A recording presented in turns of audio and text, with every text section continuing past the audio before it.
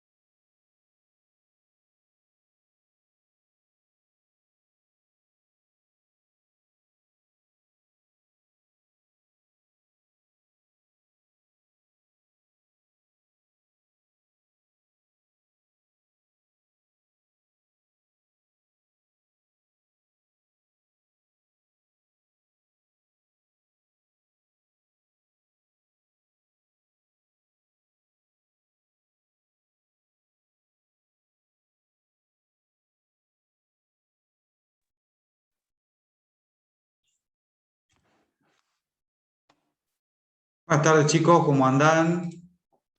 Hola, profesor. Hola, Hola, profe, buenas ¿cómo tardes. va? Muy bien, ¿y Hola, buenas ustedes? tardes. Bien. Buenas tardes. Vamos esperando que se terminen de sumar.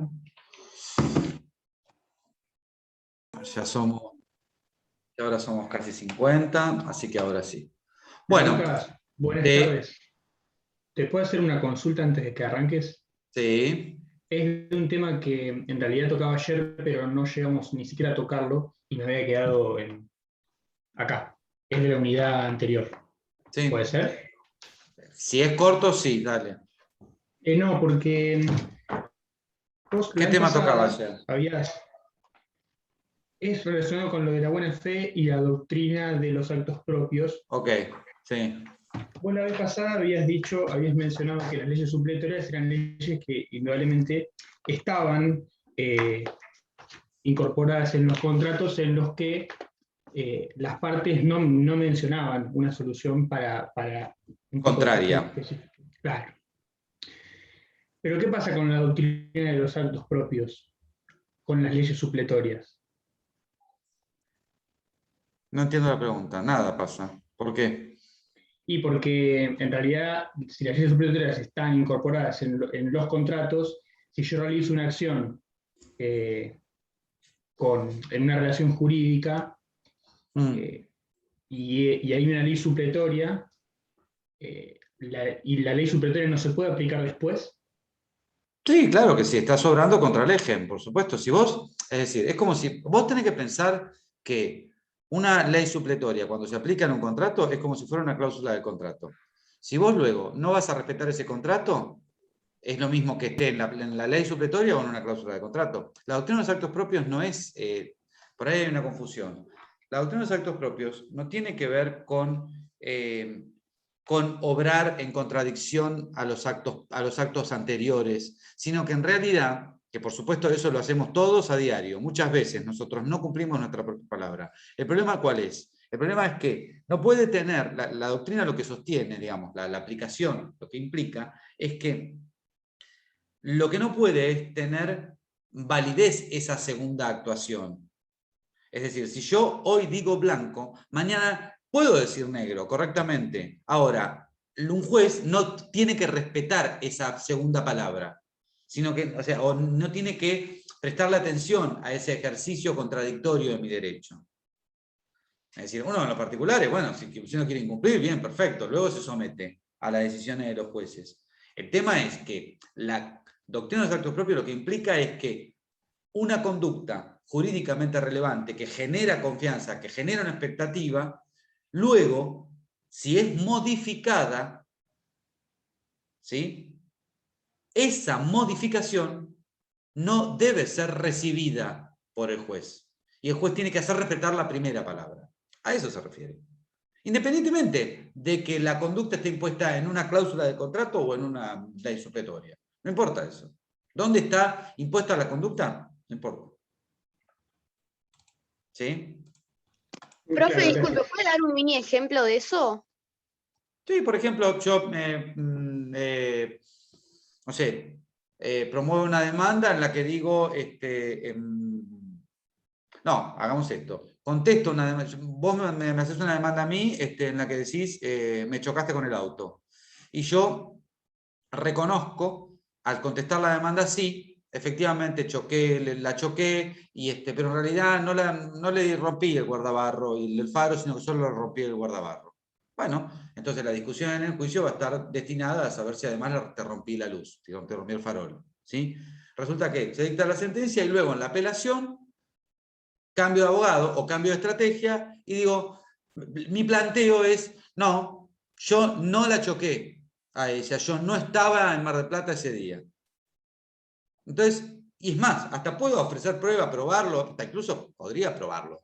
¿Qué va a pasar? Después me van a decir, no, pero ¿cómo? Usted hace un año y medio atrás, cuando contestó la demanda, reconoció el hecho.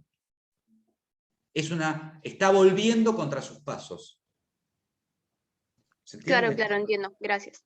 Sobre eso, digamos, te puedo dar miles de ejemplos, pero eso es un ejemplo bien gráfico. ¿Sí? Entonces, el juez lo que no tiene que hacer es receptar la segunda conducta que es contraria a la anterior, jurídicamente relevante. O sea, la Así no confusión prevalece la está, primera. que la confusión está en que por ahí da a entender el texto que es no tanto hacia los jueces, sino para las partes, en realidad es No, es una que es doctrina una... que va No, hacia los pará, jueces. por supuesto. Es que es una conducta que se impone, que es un principio que emana de la buena fe que se le impone a los particulares, correcto. Ahora, ¿eso cómo se resuelve? Siempre lo resuelve un juez. ¿Entendés? Por supuesto. Es decir, el estándar de buena fe y el estándar de corrección se le impone a los particulares. Todos debemos hablar de buena fe. Ahora, si no lo hacemos, ¿quién nos resuelve esto? Para eso existen los juicios. Lo resuelve el juez. ¿Y qué tiene que tomar el juez? Si tiene dos conductas autocontradictorias, y bueno, tiene que tomar la primera, que fue la que sentó la base de la relación jurídica. Sea esta un contrato, sea un juicio, cualquiera. No importa qué relación jurídica es. ¿Sí? ¿Está claro? Bueno. Teníamos primero para resolver, les cuento una cosa. Hoy vamos a tener la presencia de, tipo a las 6 de la tarde, 6:15 de la tarde, los últimos 15 minutos, del último tema que lo va a dar Lucía Beca, que es nuestra ayudante alumna, que ha ganado un concurso, y es una estudiante avanzada, y a veces presenta algunos temitas con mi asistencia. Hoy va a hablar de un tema bastante interesante, bastante lindo, que es el final de la unidad que tenemos que tratar hoy, sobre el tema de representación y sistemas de apoyo. Antes de eso, ella se va a conectar a eso de las 6 menos 10. Antes de eso, vamos a tratar de resolver en 15 minutos máximo los casitos. El primero era, a ver, pues yo no me acuerdo lo que escribí, a ver, pues lo hice el fin de semana. Ignacio tenía 16 años, cumplidos el 1 de diciembre de 2014. Quiso en ese momento hacerse un piercing, dado que a ese momento el nuevo Código Civil y Comercial se había publicado, pero el responsable del local en donde se realizaba dicha práctica se negó a hacérsela, argumentando su minoría de edad. El 3 de agosto del año siguiente, concurrió nuevamente al mismo local y el mismo responsable vuelve a negarse a realizar dicha práctica.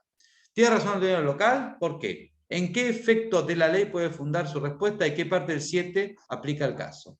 Tenga en cuenta al contestar que el artículo 26 dice, bien, perfecto. Bueno, a ver, ¿quién quiere arrancar con esto? Arranco yo, Bueno, profe. dale, Cristian. Primero levantó la mano. Allá Cristian y Karina levantaron la mano. Bien. ¿Qué tal, profe? ¿Cómo está? Buenas tardes. Buenas tardes. Si escucha ruido, estamos en la calle, por eso estamos. No, está perfecto. Profe, miren, nosotros estuvimos analizando este caso de Ignacio. Sí. Lo vamos a decir así, lo tenemos escrito y ahora mi compañera va Sí, léanlo. No estoy pidiendo. El asunto de este caso es que... listo, yo lo vamos a leer. A ver. Sí, no hay problema. Bueno, la pregunta es, ¿tiene razón el dueño del local? ¿Por qué? Bueno, en primer lugar, tenemos que tener en cuenta que la ley entró en vigencia el 1 de agosto de 2015, por la ley 27.077 del artículo del Código Civil y Comercial. Correcto. Entonces nosotros pusimos que sí en partes. Tiene razón en partes. ¿Por qué? Bueno, puede que esté mal, pero estamos para aprender. Pusimos que sí está en parte porque la respuesta del dueño propietario del local no está completa, su respuesta, ya que debe asesorarse, porque estamos hablando de que Ignacio fue una vez y al año siguiente volvió a ir. Entonces, para nosotros pusimos que sí tiene razón el dueño, pero en parte. ¿Por qué? Porque ese primer año que fue, bueno, estaba dentro de lo que regía la ley, que no, la ley derogada anteriormente, ¿no? La que no estaba. Pero cuando va al año siguiente, este dueño del local, porque imaginamos nosotros que debe tener varios clientes que van a ser de esa misma edad, debe asesorarse y entender el por qué. No es simplemente decir porque sos menor de edad, sino acá el asunto es la razón de qué hace el hecho de un tatuaje en una persona menor de edad de acuerdo a los artículos. Entonces pusimos, porque si bien el artículo 26 expresa que un menor de edad de 16 años puede considerarse como un adulto atendiendo al cuidado de su propio cuerpo, en dicho artículo aclara que tiene una aptitud para decidir sobre sí respecto de aquello tratamiento no invasivo por lo cual, de acuerdo a la doctrina, de lo que hablaba el texto, de ese acto invadiría sobre el adolescente, según en exposición del inciso B del artículo 24 del Código Civil y Comercial. Por ejemplo, en el artículo 24 del Código Civil y Comercial, el inciso B habla de que, a ver, aguarden un segundo que lo vamos a buscar. Es lo que nosotros pudimos analizar. Usted, profe, después nos Sí, la persona, sí, que el tema de la dice, capacidad en el artículo, progresiva. léelo, B.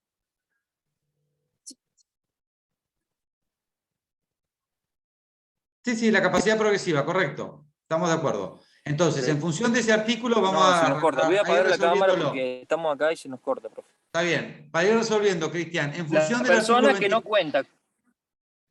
Sí. Sí, léelo. Sí. Son incapaces de ejercicio. La persona por nacer, No. la persona que no cuenta con la edad y grado de madurez suficiente con el alcance dispuesto en la sección 2 de este capítulo.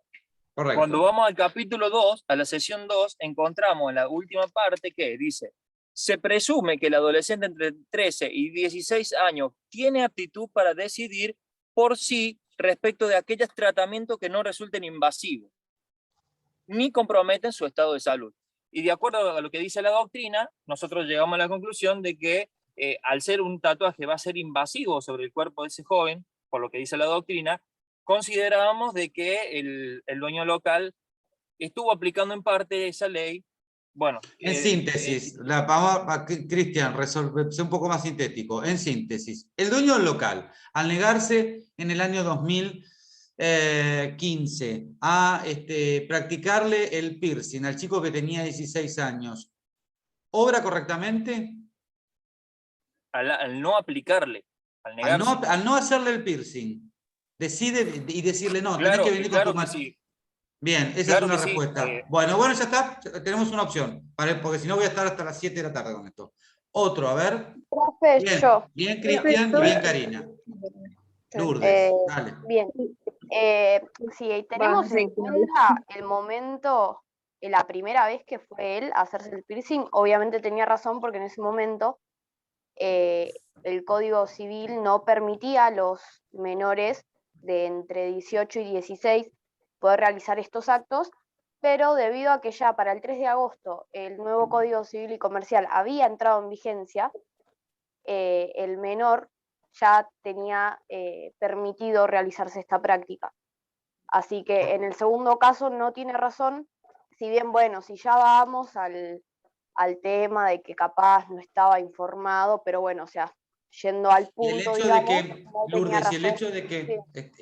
la pregunta que te hago es esta, y el hecho de que el código ya estuviera sancionado, pero no estuviera publicado en el boletín oficial en el año anterior, no cambia nada, es decir, el código estaba, de hecho ya era ese el texto del código.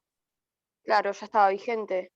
No, O por sea, eso pregunto. de En el vuelta. año, a ver, Carolina, ¿qué dice? No, que Carolina. tiene razón, porque el artículo 7 entra en vigencia en el 2016. 2015. 2015. El 3 de agosto del 2015 entra en vigencia. Lo que No, el primero. el primero de agosto. Porque a mí me apareció, no, Sí, a mí me perdón, figura me confundí. 2016. El artículo 7, ¿eh? Sí, pero lo dice el grupo. A ver. Profe. Pasaron mala información en el grupo. Por eso. No, bueno, no. ¿Qué grupo? Yo tengo ninguna información en el grupo. Esperen, chicos, a ver. Pongámonos de acuerdo. No hay información que se pasa o se deja de pasar. El caso yo lo... No, yo no estoy en ningún... No me fijé ni en el grupo, no. Me fijé por otro lado. Esperen, ¿me dejan hablar? Si no, no nos podemos poner de acuerdo. Bueno. El caso yo lo mandé en un Word a los dos grupos, o sea que, punto. El caso decía 3 de agosto de 2015. El código entró en vigencia el 1 de agosto de 2015, punto. A los fines de el caso que fuera el 3 de agosto de 2015 o el 3 de agosto de 2016, da igual. Porque el chico para esa fecha todavía no era mayor de edad. La pregunta que yo estoy haciendo es otra. Sí. Respecto de la segunda decisión, estoy clarísimo, lo que dijo Lourdes está perfecto. la persona que tiene cumplido los 16 años, y en eso no concuerdo con lo que dijeron Cristian y Karina, la persona que tiene cumplido los 16 años puede adoptar todo tipo de decisiones relativas al cuidado de su propio cuerpo, sean o no sean invasivas. Porque en la parte final del artículo 26 dice que es una cosa medio rara, de la que es la técnica legislativa argentina, dice que toda persona que tiene 16 años cumplidos es como si fuera Mayor. es como si fuera un adulto. Una palabra rara para el derecho argentino, pero es como si fuera un adulto. Lo cual implica que toda esa distinción, y esto lo van a ver bien con el doctor Pellier, toda esa distinción entre menores, entre 13 y 16, en función del tratamiento, si eso no es invasivo y pone o no en riesgo la vida o la salud del menor, es una distinción que solo es atinente a las personas que tienen entre 13 y 16. Cuando se cumplió 16 es como si fuera una persona mayor de edad. ¿Sí? Con algunas limitaciones, no me voy a meter en esto porque es tema de otra clase. Sí. La consulta que yo les estoy haciendo es, ¿qué pasa con la primera negativa? El código ya era ese, ya estaba sancionado. Sí, pero no estaba vigente. Pero no entraba en No vigencia. entraba en vigencia. No estaba en vigencia todavía. Exacto. Bien. Paula, ¿querés decir algo? Paula Pagela. No iba a contestar eso, levanté la mano para contestar nada más. Ah, ok, perfecto. Exactamente. La respuesta, digamos, la cuestión era esa. Luego, menores, lo van a ver con el doctor Pellier. Si que eso se explico, pero digo, menores es otro tema. Acá, lo que nos importaba era saber si la negativa estaba hecha de acuerdo a la ley vigente.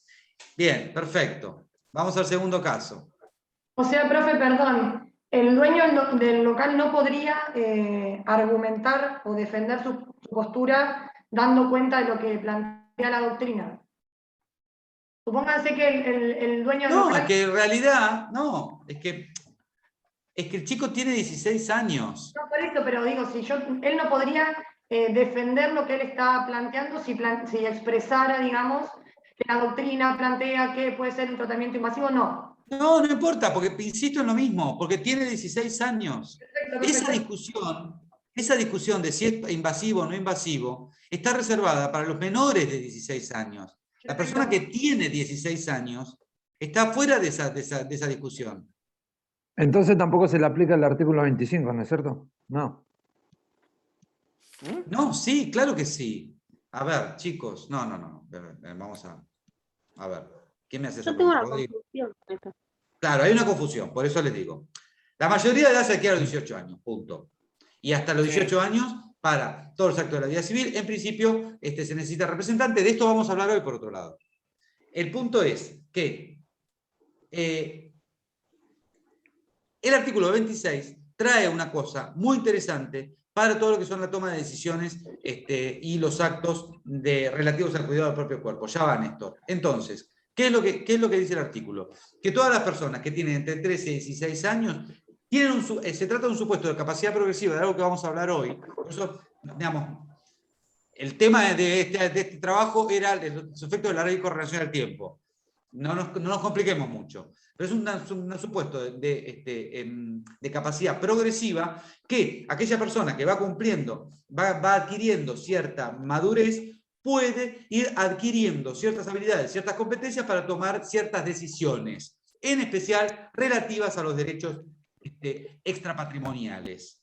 Entonces, esta noción de la que vamos a hablar hoy, si ustedes me escuchan, dentro de 45 minutos vamos a hablar de esto. ¿Sí? ¿Es menor de edad? Sí, pero a los efectos de las cuestiones relativas al cuidado del propio cuerpo, la persona que cumplió los 16 años es como si fuera un adulto, dice la ley. Sí. ¿Sí? ¿Quién pregunta? Yo le quería hacer una consulta respecto a la última pregunta del caso 1, que habla del efecto que se puede interpretar respecto al artículo 7 del Código Civil Comercial. La duda que tengo es si se puede establecer el efecto inmediato. Lógico. La ley se aplica con efecto inmediato. La paradoja de la cuestión es esa. Perfecto, gracias. Es correcto. Sí, Néstor, estabas queriendo preguntar algo. Sí, quería decir, hay muchos tatuadores, él podría haber también elegido ir a otro. No, bueno, tatuador. sí, está bien, pero eso eso no forma parte. El ejercicio que estamos tratando de hacer hoy es el ejercicio de cuál es la ley aplicable en el tiempo. Después, son otras cosas esas. Entiendo el planteo, pero no nos vayamos del tema, chicos, por favor. El tema es razonar lo que estuvimos estudiando el otro día. ¿Sí? ¿Seguimos? Bien. 2. Con fecha 30 de septiembre de 2015, Juan, de 30 años, profesor albañil, promovió una acción para obtener la indemnización de los daños ocasionados como consecuencia de un accidente de moto el 7 de mayo de 2014.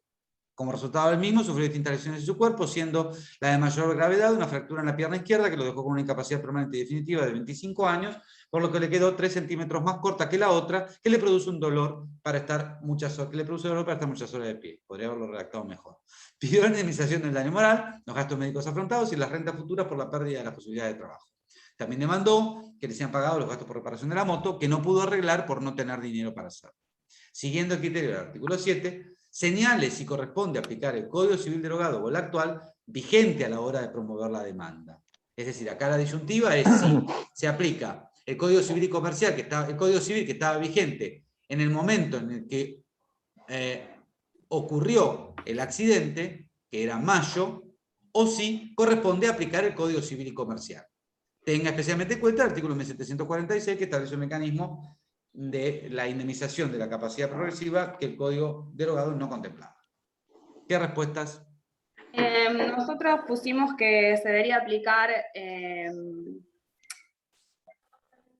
el nuevo, porque habla sobre aplicar la ley más favorable. Bueno, es una respuesta. A ver, Pablo. Yo puse que se aplica el código, ya que el mismo aplica también el artículo... ¿Qué código? Ya aplica ahí también, el Código Civil y Comercial nuevo. Correcto. Ya que este mismo aplica, según el artículo 7, las consecuencias de un hecho ocurrido con anterioridad al mismo, lo cual permite encuadrar la situación en el artículo 1746. Gastón.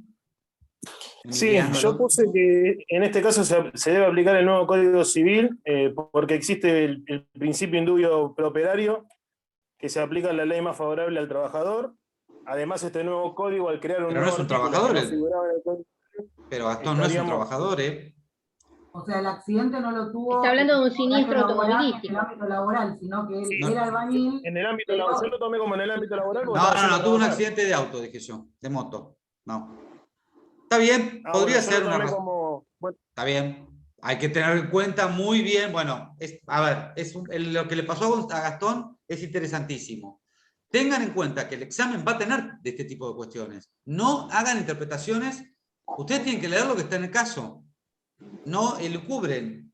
Podría haber ido otro tatuador, o era un trabajador y el accidente fue laboral. De hecho, a mí personalmente me pasó algo parecido a Gastón, porque cuando leí la palabra albañil pensé que era algo que había pasado en contexto laboral.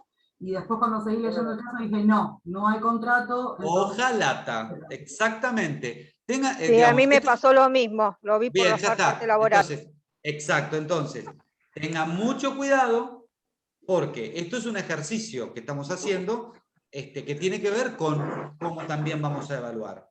¿Sí? Profe. Profe. Yo había puesto otra cosa. Capaz, A ver, sí. igual Todavía no di mi veredicto, así que todavía recibo opiniones.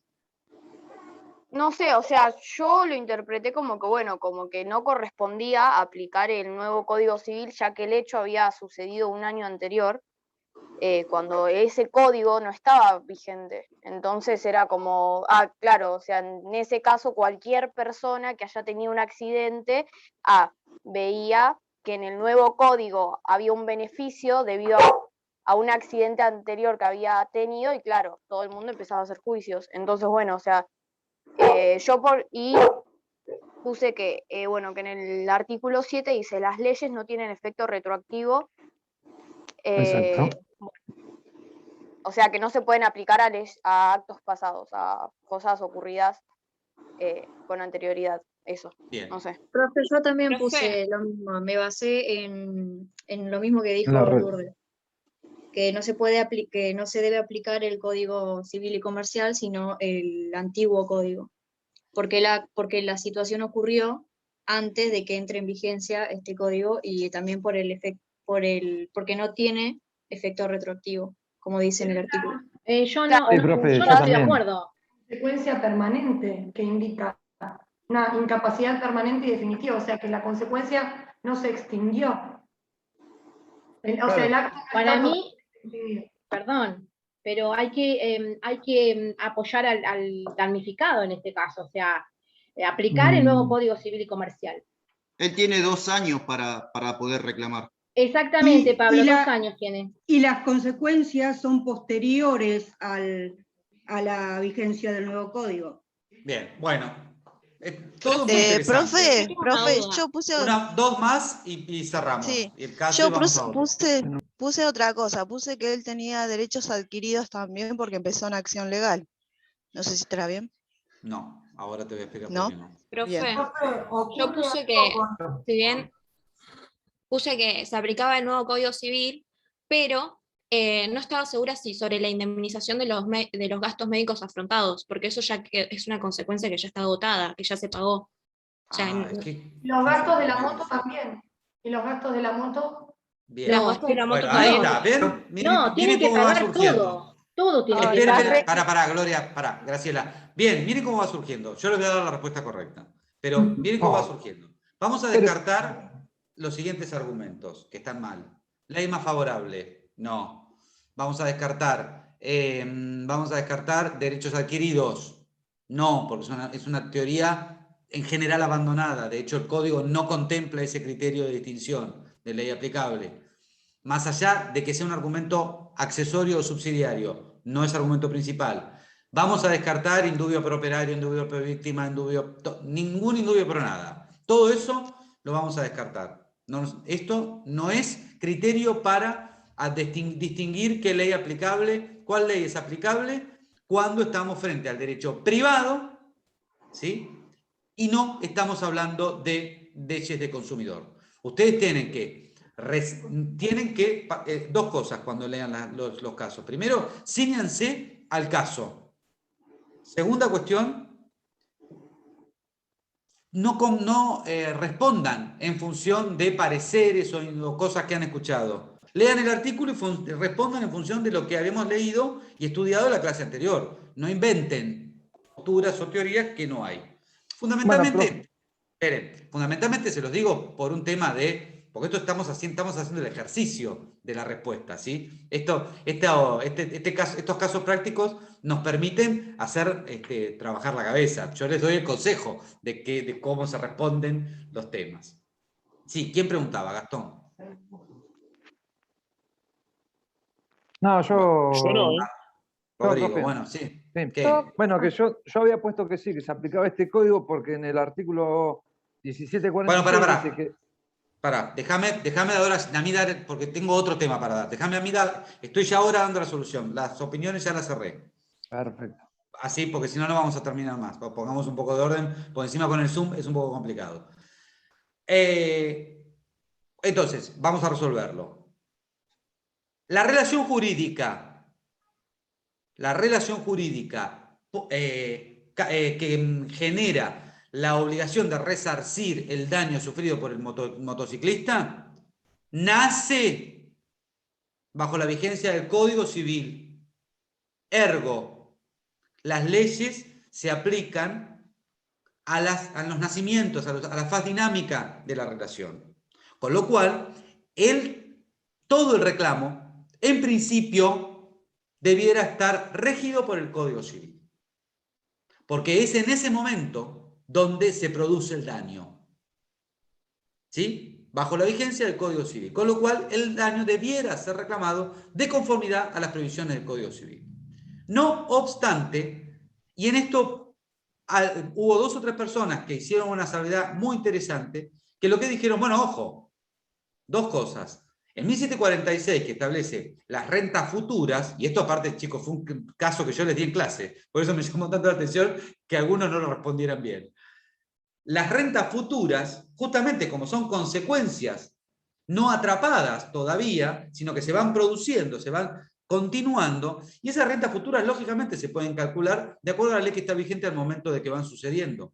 Y además, porque esa pauta que establece el 1746, ¿sí?, es una pauta que ya la jurisprudencia traía bajo el amparo de la ley anterior. Con lo cual, se aplica. En general, les diría que se aplica el Código Civil derogado, porque la relación jurídica nació bajo la vigencia de ese código. No obstante, algunas consecuencias que se sigan produciendo con posterioridad pueden estar atrapadas por el nuevo código. ¿Estamos? Profesor, vamos al otro una caso. última consulta y lo dejo avanzar porque me quedó esta duda. ¿Qué ocurre con los plazos? Él tiene el accidente en el 2014 y reclama, creo que en el 2017, no sé si estoy equivocada. 2016. 2016. No, 2015, un año y medio. 2015, sí. Está dentro de los plazos. Nada, está perfecto. Bien. 2 años tiene para reclamar el juicio. Profe, yo tengo una duda con la indemnización de daño moral. No varió, ni el Código Civil ni el Código Comercial. Es igual. O sea, entraría, ahí tienen que indemnizarlo. Se aplica, no, chicos, volvemos a lo mismo, no me escuchaste. Se aplica el Código Civil, punto. Sí. Porque el daño se ocasionó en el 2014. Respecto de algunas consecuencias a los fines de calcular las rentas futuras o algún daño que se produzca como consecuencia posterior, por ejemplo, un gasto futuro relativo a una operación que va a haber que hacerle dentro de 10 años para corregirle la pierna, lo que fuere, ¿sí? Y si la nueva ley tuviera una modificación en cuanto a los costos que debe asumir, bueno, bien, pero si no, es un daño pasado ya. Bárbaro, gracias, profe. En una deuda de alimentos atrasados, debido desde el mes de enero de 2014 hasta septiembre de 2017, el juez debe liquidar los intereses por mora y se plantea la disyuntiva de qué tasa debe aplicar. Cabe señalar que la Corte de la Provincia de Buenos Aires, durante la vigencia del Código Civil derogado, tenía establecido que para todo tipo de deuda en la que no estuvieran pactados los intereses que no fueran establecidos por la ley, se aplicaba la tasa de interés pasiva del Banco Provincia, que, aclaro, es la tasa más barata, ¿sí? Es la que paga el banco cuando uno va a depositar. O sea, hago una explicación de por qué es importante esto. La tasa pasiva de un banco difiere de la tasa activa. La tasa pasiva es la tasa que paga el banco a los depósitos. El negocio del banco consiste en cobrarle a sus clientes cuando le piden plata prestada, cobrarle más intereses que los intereses que él paga cuando el cliente coloca dinero. Por eso es que la tasa de interés de un plazo fijo es menor que la tasa de un préstamo que uno obtiene del banco. La tasa que paga el banco se llama pasiva, la tasa que cobra el banco se llama activa. Sigo. Como la deuda de alimentos no tenía una tasa legal, aplicaba esta solución. El artículo 622 del Código Civil y Comercial es igual, hago esta aclaración, del Código Civil, perdón, es igual al 768. Esto lo van a ver en obligaciones. Yo para que ustedes entiendan esto. Cuando uno tiene una deuda y está en mora, los intereses se calculan, o bien de acuerdo a lo que se estableció contractualmente, o bien de acuerdo a lo que establece la ley, y si la ley no establece nada y no se pactó nada, lo fija el juez. ¿Cómo lo hace el juez? Fijando la tasa que le parece. La doctrina de la Corte de la Provincia de Buenos Aires fue y sigue siendo que cuando no hay intereses pactados, no hay intereses legales, se aplica la tasa pasiva del Banco Provincia. Antes lo aplicaba para todo tipo de deudas, incluso la deuda por alimentos, porque la ley en el Código Civil no contemplaba una tasa de intereses. El Código Civil y Comercial, modificó esta cuestión y prevé en el artículo 552 una tasa de interés más alta que la tasa pasiva, ¿sí? Porque resulta mucho más beneficiosa para el alimentado. Entonces, señale cuál es la tasa que corresponde aplicar, considerando que los intereses deben calcularse mes a mes porque se trata de una deuda fluyente, es decir, es una deuda mensual. Entonces, ¿cómo liquidarían esta deuda? ¿Aplicarían a todo la tasa pasiva del Banco Provincia porque nació la deuda bajo el amparo del Código Civil? ¿Aplicarían a toda la deuda el Código Civil y Comercial? ¿Harían una discriminación? Esa es la pregunta que hago. Profe, A ver, vamos con quienes levantaron la mano. Vamos a ordenarnos. Maru Sen levantó la mano. A mí me parece que en primera instancia se podría optar por el Código Civil y una vez en vigencia el Código Civil y Comercial, el Código Civil y Comercial, Bien. haciendo uso del artículo 542. 552, sí. Gabriela Cisneros. Lo mismo, o sea que desde enero del 2014 a julio del 2015 se aplica el interés del Banco Provincia, la provincia de Buenos Aires, social más barato, y a partir de agosto del 2015 ya está en vigencia el nuevo código, entonces hasta septiembre del 17 la tasa de interés de este artículo. ¿Estamos de acuerdo con esa solución? Yo no, profesor. No, yo no. Bueno, a ver, Pablo. Yo puse que según el artículo 542 del Código Civil y Comercial, podría encuadrarlo en el artículo 2562, que estipula la prescripción de 2 años para todo reclamo fluyente. ¿Qué tiene que ver eso? Que el reclamo lo hizo 3 años después. No, eso no surge del caso. Fíjate nuevamente que están leyendo algo que no está en el caso. En ¿De dónde realidad... sacaste? Para, Cata. ¿De dónde sacaste, Pablo, eso? Porque usted lo deriva al artículo 542. El artículo 542 yo solamente lo señalé para explicar que se trata de una deuda fluyente. Es una deuda que se devenga mes a mes.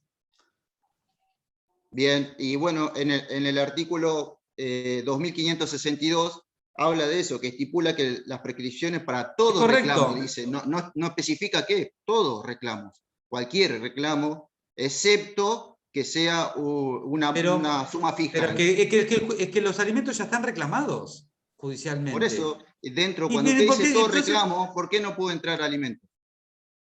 Por supuesto, pero ya están reclamados. Pero acá el problema no es la prescripción. ¿Por qué me sales hablando de la prescripción? Si lo ¿Por que qué? te estoy Porque pidiendo... haciendo prescripción, yo entro al año donde entra en vigencia el nuevo código. Y ya no tengo que devengar un año menos de pagar un año menos. ¿Entiendes? Y no utilizar el código. No, dos cosas te voy a decir sobre eso. La primera y principal, Pablo, no, porque la prescripción ya está interrumpida. Esto lo vamos a ver al final de la materia. No corre la prescripción cuando vos ya has reclamado judicialmente la deuda. Se terminó, no se puede hablar más de prescripción. Si vos reclamaste, ejerciste el derecho, interrumpiste el curso de la prescripción, que implica, le hago una aclaración, la prescripción implica la extinción de las posibilidades de reclamar judicialmente un derecho cuando no lo he ejercido durante un plazo que establece la ley. Es correcto que si yo no reclamo durante 2 años, pierdo la posibilidad de reclamarlo judicialmente. Pero acá ya está reclamado, con lo cual no tiene nada que ver la prescripción. Nada. Pero ella lo reclamó 3 años después. No, ¿de dónde surge eso? Y porque usted dice que el reclamo lo hizo y la deuda son 3 años atrás. No. ¿A dónde surge? No. El reclamo lo hizo cuando lo debió hacer. El reclamo lo hizo por ahí lo hizo en febrero de 2014. No dice cuándo lo hizo el reclamo. ¿En qué momento hizo el reclamo? No establece cuándo hizo el reclamo, sino los parámetros. El tiempo que se va acumulando la deuda, dice. Claro. Solamente está... Pero por eso, si usted reclama una deuda del 2014 al 2017, son 3 años. No, pero es que no dice... Pablo, Perdón. Sí. Pablo, déjenme explicarlo a mis chicos. Pablo, no dice eso en el caso. En el caso no dice que yo la reclamé después de que pasaron 3 años. El caso dice, el juez tiene que liquidar una deuda de 3 años. Que pudo haber sido reclamado, no dice cuándo se reclamó. Ese juicio pudo haber sido iniciado en febrero de 2014, cuando le debió el primer mes. Pero ¿cómo va a reclamar algo de 2015? No lo reclamó. No lo reclamó. Pero si usted dice que reclama una deuda del 2014 hasta septiembre de 2017. Ay, Pablo, no dice que reclama la deuda. Sí, acá dice. No. Dice, Pablo, primero que dice, la pregunta habla sobre qué tasa va a imponer. Sí, correcto, además de eso. Pero pará, porque Pablo está trabado en otro tema. Una deuda de alimentos atrasados. Yo te voy a explicar cómo funciona esto, Pablo. Sí. Enero de 2014, este señor o esta señora no pagó alimentos. No pagó en febrero, escúchame, en febrero de 2014 inició el juicio porque le debía un mes. ¿Sí? Siguió tramitando el juicio. probando cuáles eran los alimentos, cuáles eran las necesidades, qué sé yo. Se dictó sentencia en el 2017 o en el 2016, pero nunca los pagó. No pagó enero, febrero, nunca pagó. Resulta que en septiembre de 2017 van a liquidar la deuda porque quieren embargarle el auto y venderle el auto. Y para eso se necesita tener una deuda líquida, liquidarla, sacar la cuentita de cuánto le debe. Pero el juicio se inició mucho antes. Ver, y la pregunta no era esa. Sí, la pregunta no era esa. La pregunta era cuáles eran los intereses que correspondía aplicar. Si la deuda está prescripta, no corresponden ni la deuda ni los intereses. Nada de eso. ¿Entendés? Perdón, profesor, acá el problema sucede que desde que se inició esa deuda y en ese transcurso hubo del Código Civil pasamos al Código Civil y Comercial. La respuesta que dieron, la cuestión está ahí, cómo se liquidan con exacto, ese traspaso de esa modificación. Bueno, a ver, la tenía pendiente a Catalina Cerrota.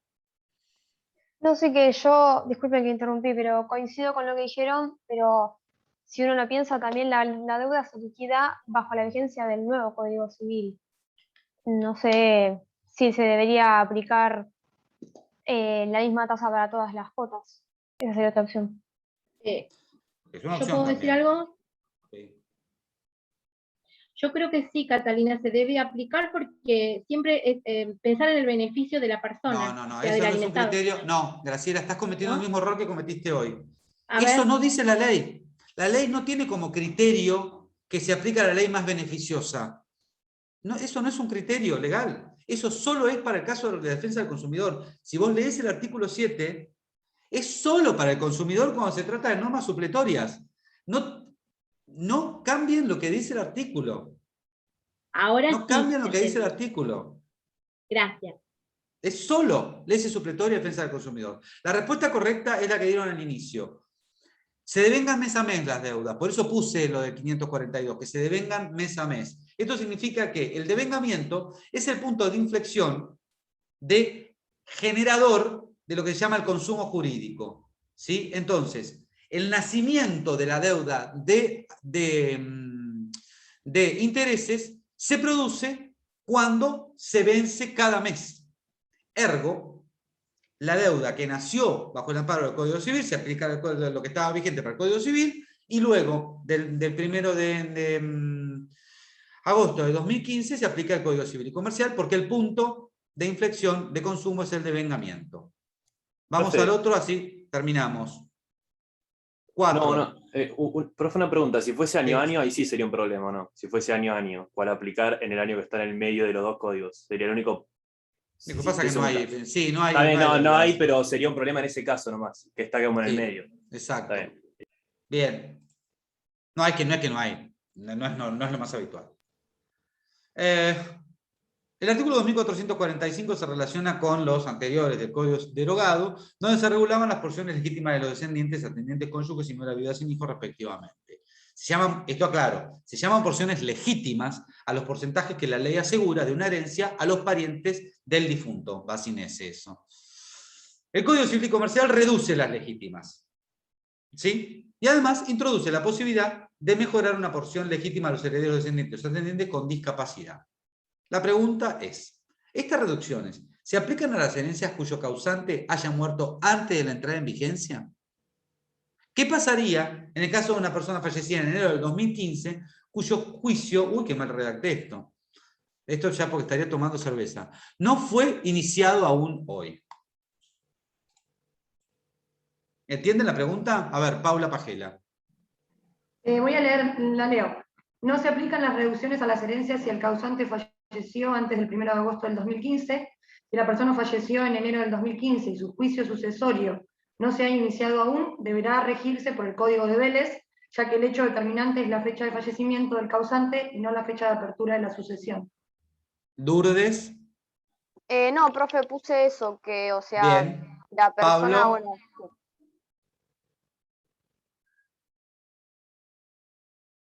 No, estás muteado, Pablo, no se te escucha. Yo puse, en ambas partes se debe aplicar el Código Civil y Comercial. Mientras no se dé por finalizado el juicio sucesorio, por consiguiente, está en proceso. no aplica la retroactividad, por lo siguiente se debe aplicar el proceso al nuevo código. ¿Alguien más?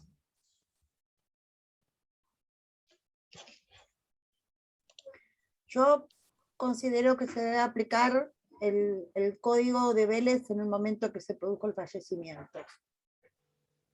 ¿Cuál sería el punto de inflexión? Digamos, ¿cuál es el punto generador del derecho? Yo creo que El fallecimiento.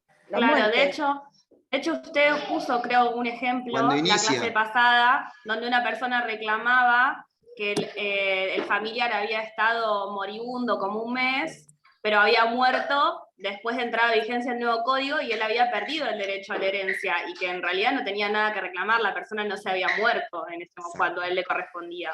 Exacto. Pablo, el punto es, siempre hay que pensar cuál es el hecho generador del derecho. El derecho del descendiente no nace cuando inicia el juicio sucesorio.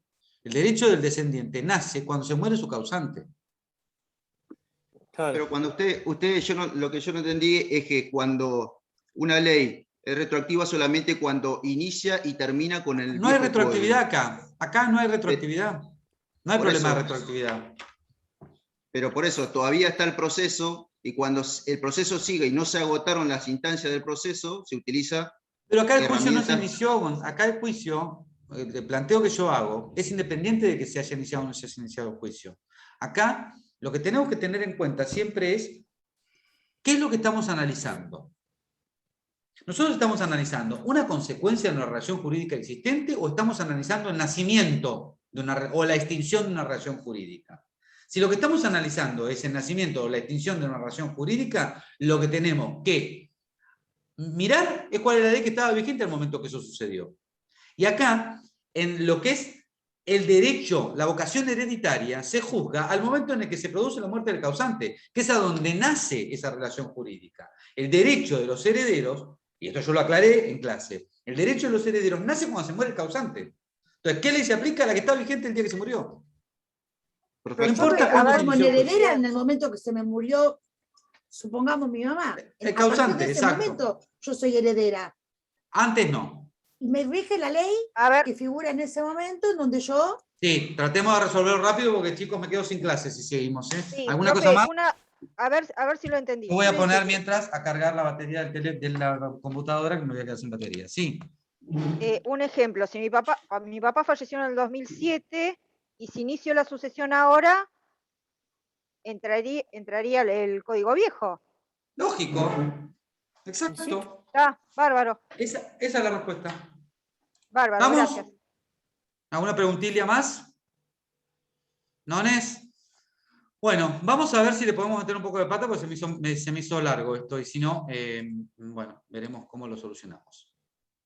Profe, otra consulta, perdón, que lo moleste. No. La última.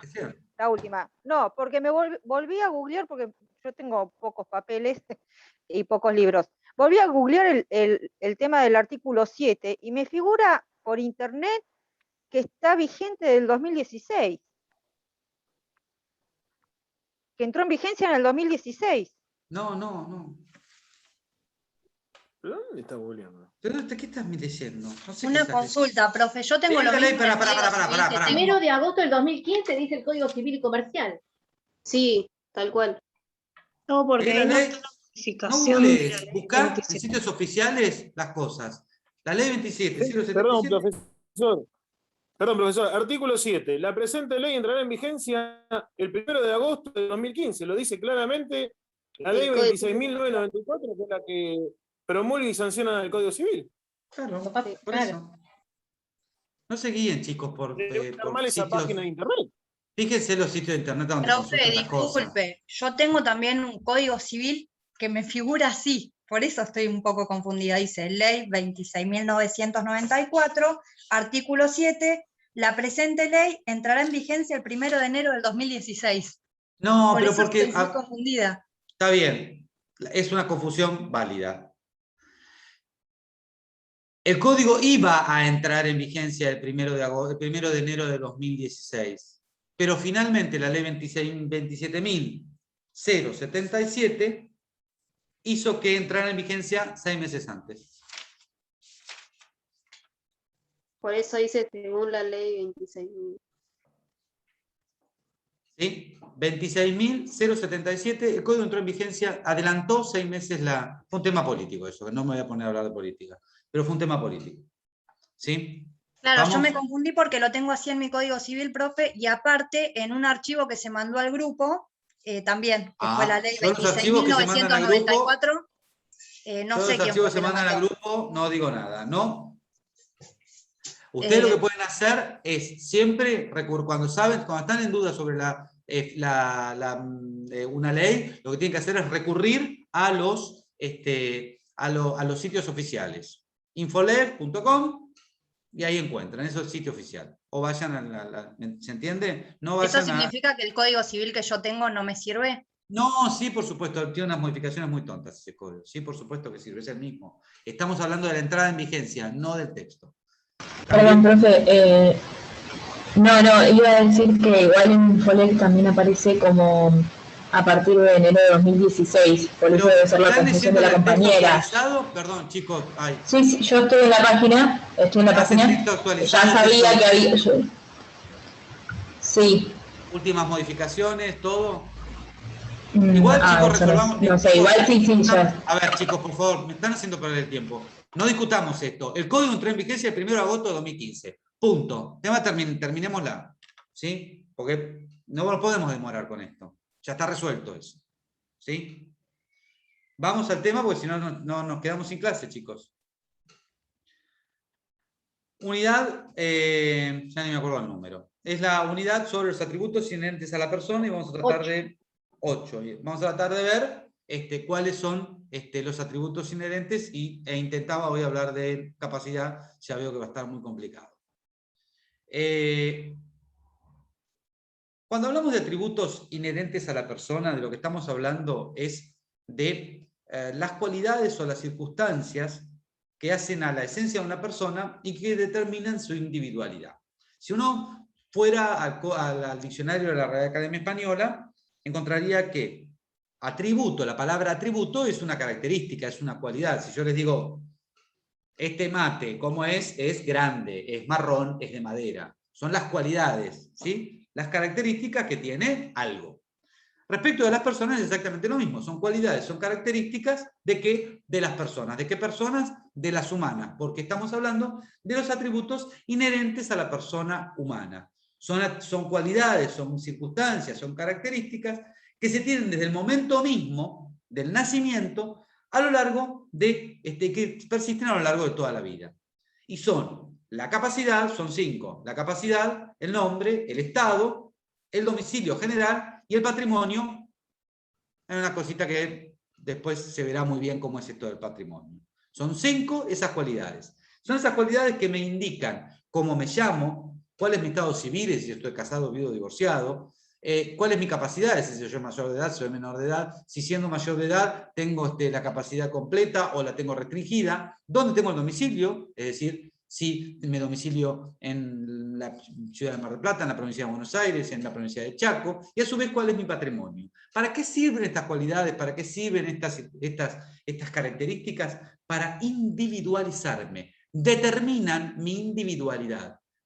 Digo, si yo voy a casarme o si voy a celebrar un contrato con, no sé, a ver, déjenme mirar, si voy a celebrar un contrato con Zoe Minguila, no es lo mismo que celebrarlo con Noelia. De hecho, fíjense que una se llama Noelia y la otra se llama Zoe.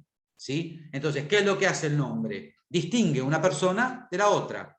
Si Zoe Minguila es menor de edad, ojo, tengo que pensar en cuáles son los actos que va a poder otorgar Zoe y cuáles van a ser los actos que no va a poder otorgar en función de las limitaciones que tiene su capacidad. A su vez, dependiendo de dónde viva Noelia o dónde viva Zoe, con quien yo contrate, se aplicará una ley provincial u otra ley provincial, por ejemplo. ¿Sí? El domicilio fija la ley competente, por ejemplo, y el juez. ¿Y quién va a ser el juez que lo va a resolver? Con lo cual, esas características, esos atributos, justamente lo que permiten es individualizar a la persona para poder entablar sus relaciones jurídicas. Más allá de que Rivera, y presten atención a esto, más allá de que el libro de Rivera incluye a los derechos personalísimos como atributos de la persona, es una posición que está minoritaria, digamos. Es una de las escasísimas cosas en las que no seguimos a Rivera, porque en realidad distinguimos, siguiendo a Santos y Fuente, los derechos personalísimos de los atributos inherentes a la persona.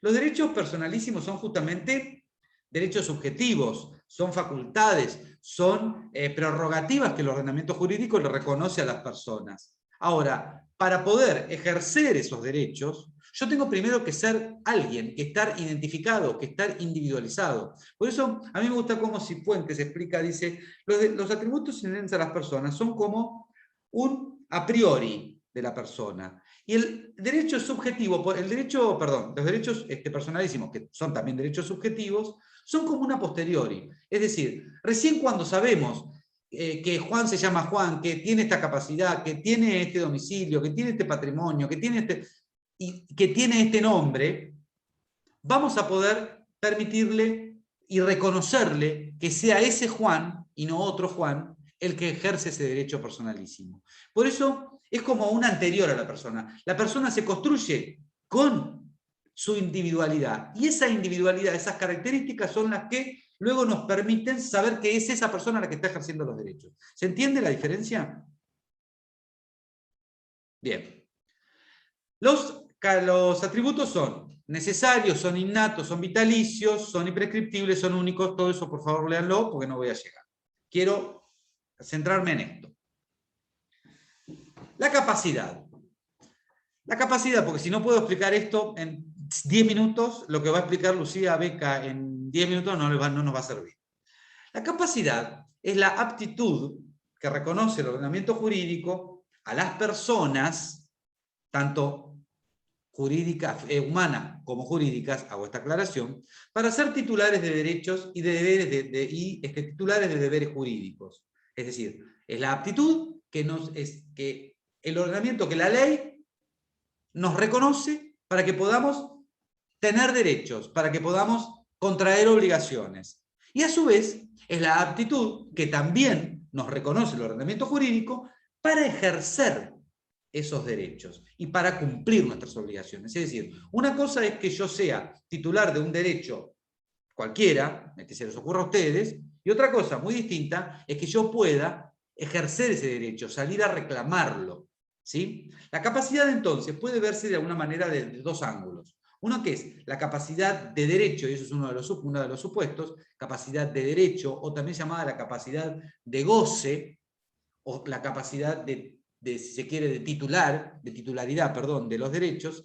Y por otro lado, está la capacidad de ejercicio, como antiguamente se la llamaba la capacidad de hecho. Es decir, una cosa es poder gozar, ser titular de un derecho, y otra cosa muy distinta es poder ejercer ese derecho. La idea predominante en el Código Civil y Comercial es que existe una plena autonomía de la capacidad para participar en todas las decisiones que hace a los derechos de la persona. O sea, cada uno de nosotros tenemos en principio, la plena autonomía, tanto de ser titulares de derechos como de gozar de esos derechos, ¿sí? Y poder, a su vez, protegernos. No obstante, existen ciertas limitaciones en orden a algunos supuestos particulares en los que la ley decide establecer un sistema de protección a lo que es el ejercicio de los derechos, y existen algunas limitaciones muy particulares en torno a la aptitud de ser titular de derecho. Dentro de esta noción de digamos, de lo que es la capacidad de derecho y la capacidad de ejercicio, existe una noción que se llama, como medio moderna, que es lo que se llama la capacidad progresiva. Esto implica propiciar el reconocimiento de la aptitud de los sujetos, no sea en función de la edad, no sea en función de sus aptitudes mentales, sino a medida que va adquiriendo madurez para la celebración de determinados actos y la toma de determinadas decisiones, la ley le va a ir reconociendo de a poquito la posibilidad no solo de ser titular del derecho, sino también de ejercerlo. En esto se entronca esto que hablábamos del artículo 26, de que si bien una persona que no ha cumplido los 18 años de conformidad al artículo 25 es una persona menor de edad, respecto de la toma de decisiones relativas al cuidado de su propio cuerpo, la ley le va permitiendo, a medida que va adquiriendo madurez, la posibilidad de que vaya tomando decisiones o intervenir en la toma de decisiones, a medida, insisto, de esto de que va adquiriendo cierta madurez, hasta llegar a los 16 años y decirle, bueno, usted es una persona lo suficientemente apta en lo que es su intelectualidad como para tomar la decisión de si quiere sacarse una radiografía, si se quiere hacer un piercing, si quiere hacer un tatuaje o si consiente que sea intervenido quirúrgicamente. Es una idea que viene del derecho anglosajón, un término que se llama competence, ¿sí? Que hoy alguien había escrito algo, yo no le presté atención porque no era el tema, pero alguien había escrito en el chat que hablaba de la capacidad progresiva en torno, por ejemplo, a los menores, a las personas adolescentes de 13, 14 años, que tienen la aptitud de poder decidir en torno a el uso de anticonceptivos, qué anticonceptivos les resultan mejores, cuáles no, salvo que por supuesto se trate de un DIU, que es una cosa muy invasiva. Es una persona que con todo eso evidentemente es una persona que ya ha leído el tema. Hay un artículo puesto en el campus muy interesante sobre este tema, en la unidad esta o en la siguiente, no me acuerdo en cuál de las dos, que se llama la capacidad progresiva en el Código Civil y Comercial, que está redactado por la doctora Carmen Macra de Carlucci, con varias personas que la acompañan, entre ellas la doctora Silvia Fernández, que es docente de nuestra facultad. La capacidad progresiva está reconocida en diferentes leyes, no solo en el ámbito, esto se los dejo para que lo lean ustedes en casa, en diferentes leyes, hasta que, insisto, digamos, se queda como bien vislumbrada en el artículo 26, pero a su vez está también referida no solo a las personas menores de edad, sino también en forma atingente a las personas a las que, siendo mayores de edad, la ley decide limitarlas, y ahora les voy a explicar esto, limitar el ejercicio de sus derechos a los fines de establecerle algún tipo de protección porque tienen algún problema en lo que son sus facultades mentales o bien adicciones. La capacidad de derecho, volvemos, insisto, es la aptitud de ser titulares de derechos y obligaciones. El artículo 22 del Código Civil y Comercial establece que todas las personas humanas tenemos aptitud, tenemos capacidad de derecho, y que la ley puede limitar esa capacidad de derecho para ciertos hechos, para simples actos o para actos jurídicos determinados. ¿Esto qué implica? Que la capacidad de derecho no solo es la regla, sino que no se concibe la existencia de una persona humana sin que tenga la aptitud reconocida por el ordenamiento jurídico para ser titular de derechos. Hasta una persona por nacer puede ser titular de derechos. Por ejemplo, piensen ustedes en una mujer embarazada y el padre de esa criatura se muere. El hecho de que no pueda ejercer sus derechos por una evidente imposibilidad no le resta la aptitud de ser, de tener derechos relativos a la sucesión de su padre. Entonces, la idea de, digamos, la capacidad de derecho alude a la existencia misma de la persona humana. No se concibe la idea de una persona humana sin capacidad de derecho. No obstante, tal como lo dice el artículo 22, la ley puede establecer ciertas restricciones, ciertos supuestos muy puntuales y específicos relativos a ciertos hechos, ciertos actos o ciertas relaciones en las que nos dice, bueno, acá, como está en juego el orden público, porque está en juego un valor diferente, vos esto no lo vas a poder hacer. Pero son situaciones muy excepcionales. Y piensen ustedes, y se los voy a hacer, esto lo estoy haciendo una clase mega rápida, piensen ustedes en el artículo 403, que nosotros lo hemos hablado, esto de los impedimentos matrimoniales. El artículo 403 del Código Civil y Comercial establece quiénes no se pueden casar nunca. Por ejemplo, los padres con los hijos, los hermanos entre sí.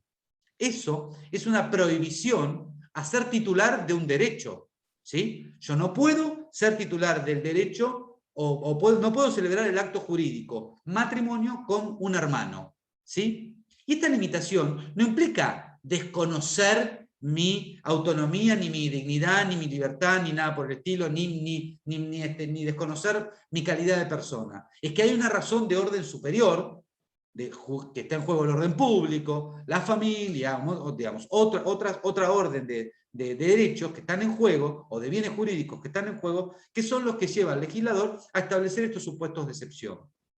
Lo mismo pasa, por ejemplo, con los artículos 1001 y 1002 del Código Civil y Comercial, que prohíbe contratar a quienes están excluidos de hacerlo con determinadas personas, en razón, por ejemplo, de cierta contraposición de intereses. Por ejemplo, yo que tengo un hijo menor de edad, yo no puedo celebrar actos jurídicos patrimoniales con los bienes de mi hijo, porque mi hijo está bajo mi responsabilidad parental. Entonces la ley, frente a la posibilidad de que haya una contraposición de intereses, lo que me impide establecer esa relación jurídica. No así con mi otra hija que es mayor de edad. Con ella sí puedo celebrar actos jurídicos, puedo celebrar cualquier contrato, pero con mi hijo menor de edad, no.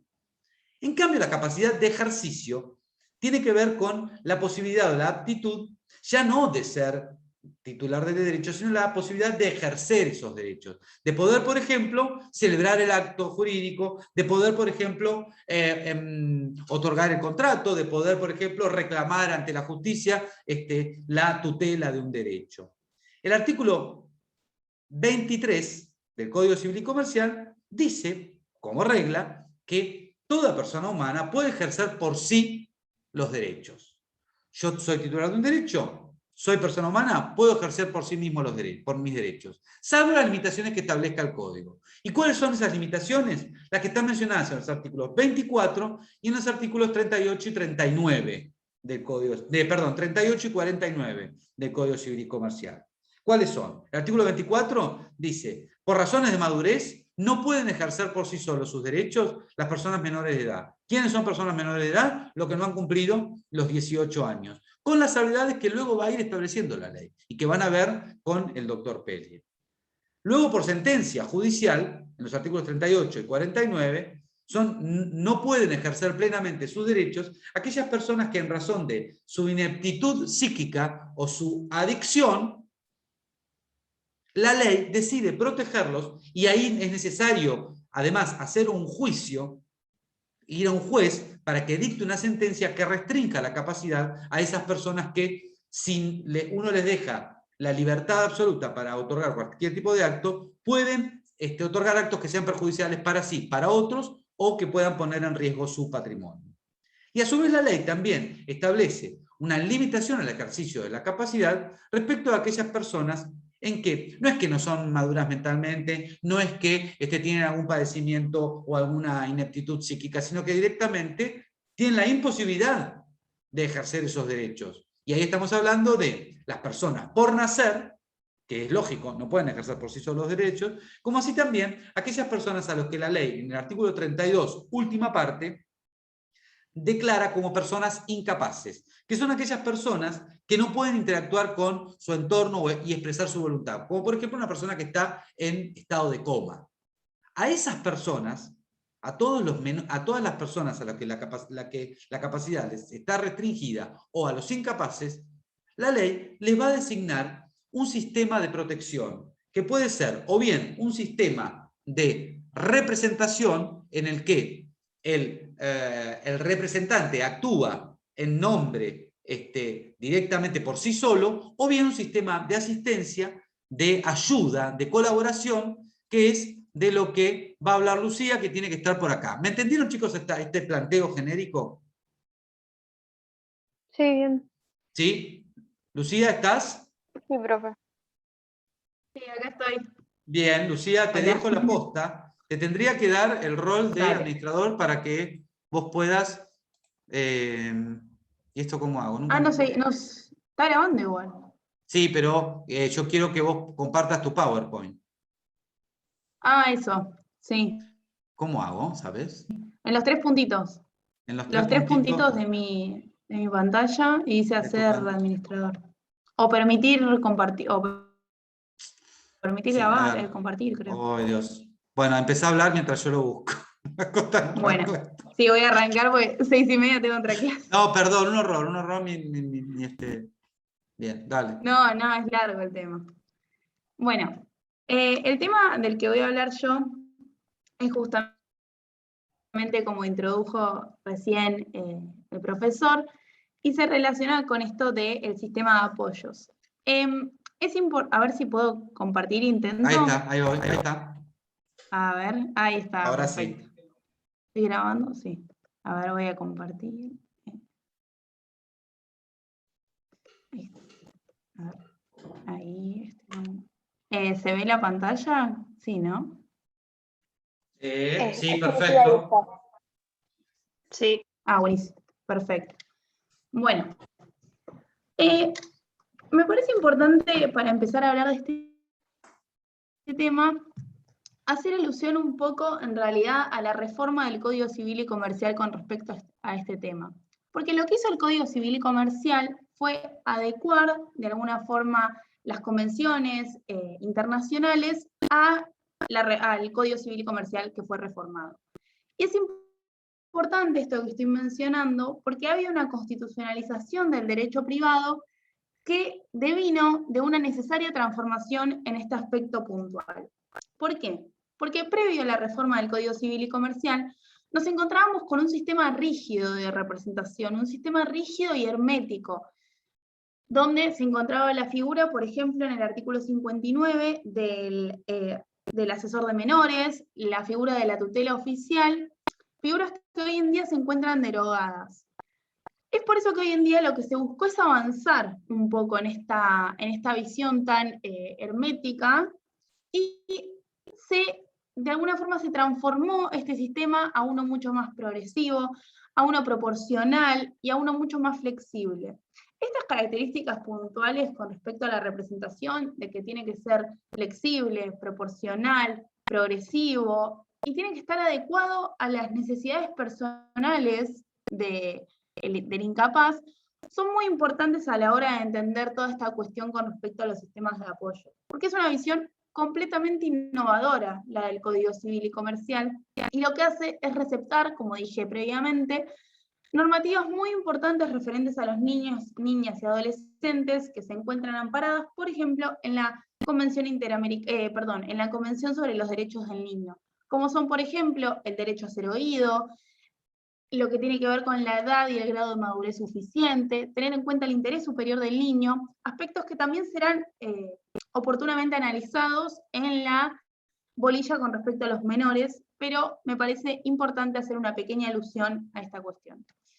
Entonces, para hablar ahora sí de los sistemas de protección y apoyos, lo que podemos encontrar es que el Código Civil y Comercial nos plantea una regla que quiere decir que las personas incapaces ejercen por medio de sus representantes los derechos que no pueden ejercer por sí. Es una regla básica, es una regla muy sencilla, pero que es real. Si una persona, hay ciertos actos que no puede ejercer por sí mismos, entonces tendrá que intervenir una persona con el objetivo de que la misma pueda ejercerlo por medio del representante designado. Ahora, también tenemos otro principio general, que es que los menores de edad, incapaces per se, ejercen sus derechos a través de sus representantes legales. Pero acá hay que tener en cuenta esta cuestión con respecto a la edad y el grado de madurez suficiente, que como hablé de esta adecuación de las convenciones internacionales, podemos entender que también este principio tampoco es tan rígido y se podría flexibilizar. Cuando, por ejemplo, como explicó el doctor hace un rato, con respecto a los adolescentes que se encuentran entre los 13 y 16 años, que van a poder tomar sus decisiones concernientes a tratamientos que no sean invasivos ni comprometan su estado de salud, con total libertad. Ahora, en la medida en la que se trate de un tratamiento no invasivo, cuando así lo fuese, en ese caso puntualmente sí se va a necesitar el consentimiento de sus padres, y en caso de conflicto entre ambos, lo que siempre va a primar es el interés superior del niño. Y es por eso que acá yo en la diapositiva lo mencioné, porque no solamente se va a tener en cuenta para determinar la capacidad de la persona, sino también al momento de determinar la representación. Porque la representación lo que busca es justamente favorecer el interés superior del niño. Que el representante lo que haga sea atender a los intereses y a los deseos del niño. Ya no se trata solamente de representarlo de una forma tan hermética y tan, digamos, como la misma palabra lo dice, sino que realmente lo que interesa acá es que los deseos del niño o del incapaz, que por sí mismo no puede ejercerlos por una cuestión de incapacidad determinada judicialmente, bueno, que esta persona lo haga a través de sí mismo. Entonces, el código nos establece ciertas pautas con respecto a los representantes. Por ejemplo, las personas por nacer y los menores de ambos podemos encontrar que por naturaleza los representantes son sus padres, pero puede suceder que en caso de ausencia, incapacidad o sustitución de alguno de ellos, existan tutores o curadores que designe el juez con el objetivo de representar a los menores y a las personas por nacer. No quise hacer tanto hincapié en de qué es realmente lo que se trata un tutor y un curador, qué diferencia hay, porque oportunamente va a ser desarrollado en la bolilla de menores, pero bueno, me parecía importante, aunque sea que se sepa, que los van a representar en caso de ausencia de sus padres. Y con respecto a los dementes y sordomudos, también van a ser representados por los curadores que el juez designe. Ahora, hay 3 caracteres de la representación muy importantes, que son que la misma es necesaria para los supuestos que enumero acá en la diapositiva, en el caso de las personas por nacer, bajo la condición resolutoria de que los mismos nazcan, porque si no nacen no van a necesitar ningún tipo de representación. Los niños y los adolescentes en los supuestos de carácter patrimonial, tanto de disposición o administración, y también para los casos donde, si bien el código reconoce una autonomía muy importante con respecto a los menores, hay un ámbito de autonomía que hay que respetar. Entonces, si digamos, el acto excede este ámbito de autonomía que el código le permite, bueno, acá va a ser necesaria la representación. También va a ser necesaria cuando sea ejercida por los tutores y guardadores y por los curadores, y también por el sistema de apoyos representativos del que voy a hablar dentro de un ratito. Y también tiene que ser legal, porque bueno, es establecida por la voluntad del legislador, y es dual y conjunta, porque puede pasar que convivan en algún punto un representante legal, y por otro lado, este incapaz también sea representado por el Ministerio Público a través de su representación promiscua. Ahora, en realidad la representación como sistema lo que busca es siempre instituirse en beneficio de la persona, siempre. Ahora, cuando esto no suceda, bueno, tendrá que haber alguna modificación, se tendrá que plantear algo. Entonces, es por eso que como siempre se instituye en beneficio de la persona y en resguardo de sus derechos, de sus intereses y de sus deseos, es que se les permiten ciertos derechos por naturaleza, que son, por ejemplo, a los adolescentes intervenir a partir de los 13 años, cuando exista algún conflicto entre sus progenitores, garantizándoles su derecho a ser oído, que está amparado en las convenciones internacionales. Ahora, cuando exista, por ejemplo, oposición de intereses entre el representante legal y el representado, si bien el Código Civil y Comercial lo que busca es, digamos, de ninguna manera, de algún punto, favorecer esta oposición de intereses, sino que busca todo lo contrario, para el caso de que suceda, se va a optar por sustituir al representante. Ahora, como hablaba el profesor antes, en cuanto a la representación, las decisiones sobre los derechos